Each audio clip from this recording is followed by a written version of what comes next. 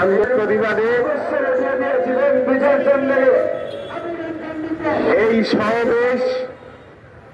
এই সমাবেশের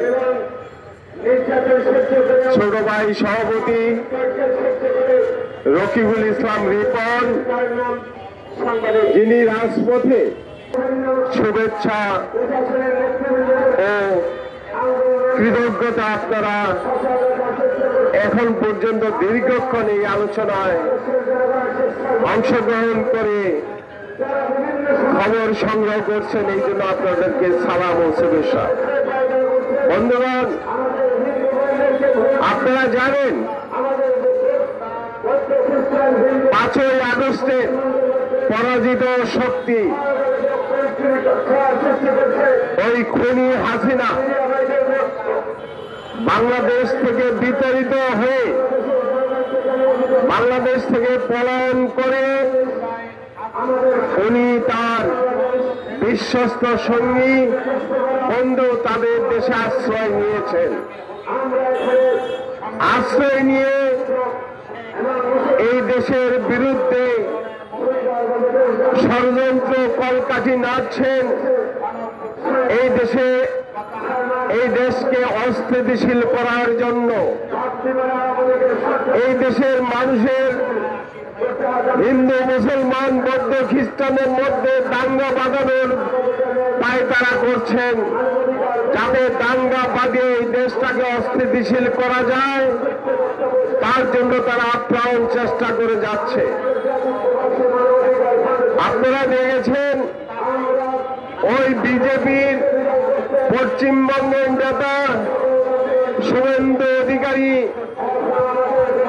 যিনি ভারতের জাতীয় বেঈমান বিশ্বাসঘাতক, সে ঘোষণা দিয়েছে উনি নাকি ঢাকা দখল করবেন। উনি ঢাকা দখল করার চিন্তা ভাবনা করছেন এবং ঘোষণা দিয়েছেন যে আমরা ঢাকা দখল করে বৈধ প্রধানমন্ত্রী হাসিনার কাছে ক্ষমতা দিয়ে যাবেন। আমি শুভেন্দু অধিকারীকে একটি কথাই বলতে চাই, শুভেন্দু বাবু, এটা বাংলাদেশ। এই দেশের মানুষ রাজপথে রক্ত দেওয়া শিখেছে, রাজপথে রক্ত দিতে পারে। তাদেরকে তুমি কোনোদিন দিয়ে এই দেশের ঢাকা দখল করবে, সেটা কোনোদিন এই দেশের মানুষ মেনে নেবে না।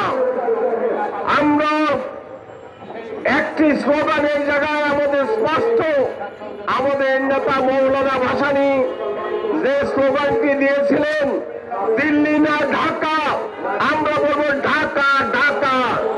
এই স্লোগান নিয়ে এই দেশের মানুষ তার স্বাধীনতা সার্বভৌমত্ব রক্ষা করবে।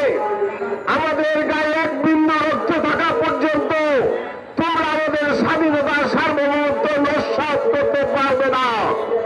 আমরা এই দেশের হিন্দু মুসলমান বৌদ্ধ খ্রিস্টান ঐক্যবদ্ধ আছি, ঐক্যবদ্ধ থাকবো। সাম্প্রদায়িক সম্প্রীতি রক্ষা করে আমার স্বাধীনতা, আমার সার্বভৌমত্ব আমরা রক্ষা করব। তোমরা কোনদিন সে চেষ্টা করে সফল হবে না।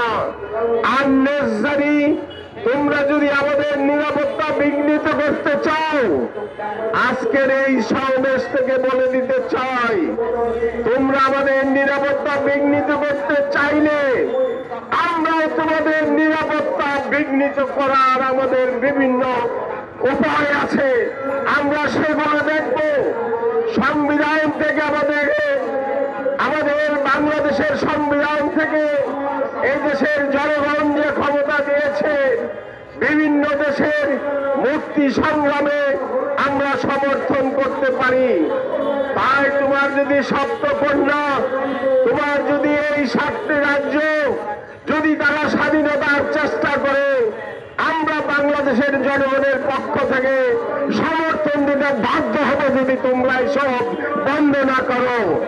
বন্ধুগণ, আমি আমার বক্তব্য দীর্ঘায়িত করব না। সবাইকে সালাম ও শুভেচ্ছা জানিয়ে